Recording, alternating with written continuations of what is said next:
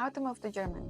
If you're thinking on immigration lately and you're thinking on moving to a country that has a lot of opportunities regarding studies and job, well, Germany is quite friendly for such things. There are different ways that you can move to Germany. One of them is if you're a qualified worker or a skilled person that in certain areas such as IT, software development, and engineering overall, I think it's the easiest one that you can apply for a job. I'm going to leave some links below where you can look and dig into it. You will find all the information that you will require. For such jobs, sometimes you don't need German.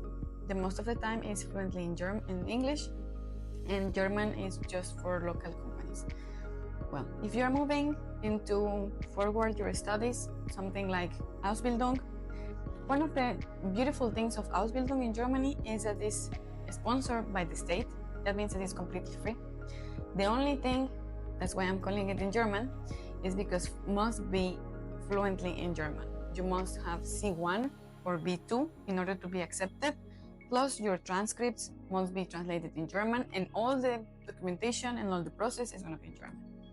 If you're looking on a private university, you can apply for a university that is going to be fluently in English, and of course they are going to request TOEFL, IELTS, and so on. Okay, if you're thinking on MBA, Masters, PhD, for such studies, they will request transcripts in English if this is for a private university. What does it mean? That you will pay to the university in order to move. For such universities that are private, another of the good things is, besides that you can pay, you can find a scholarship. You can apply for a scholarship. Below, I'm going to leave you the one that is for DAAD. DAAD is one of the companies or NGOs that provide scholarships all over the world.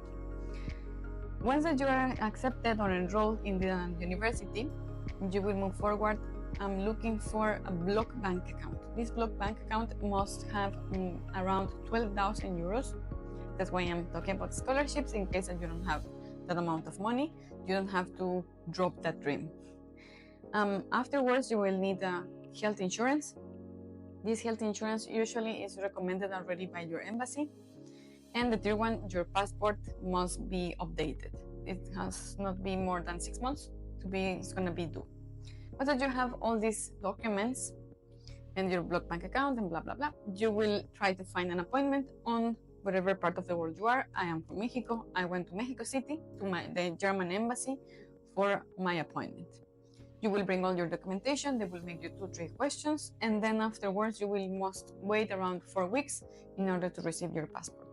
If you are, for example, from India, I'm talking about my experience, but I have friends here that have shared their experience with me. It's almost the same. It's the same requirements and it's almost the same timing. The only thing is, if you are in some small city in India, I'm from Guadalajara, small city in Mexico, you need to go to Delhi or try to find on the capital cities. Usually you will find the embassy or consulate where you can move forward with your documentation.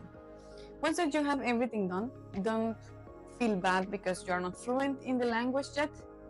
You can move here, and then exist a lot of platforms where you can start practicing or learning this new language. The third way that you can move to Germany is from studying the language course. There exist some schools here. I'm going to leave the link below. These schools offer full-time study in German. You don't need to speak at all German to apply.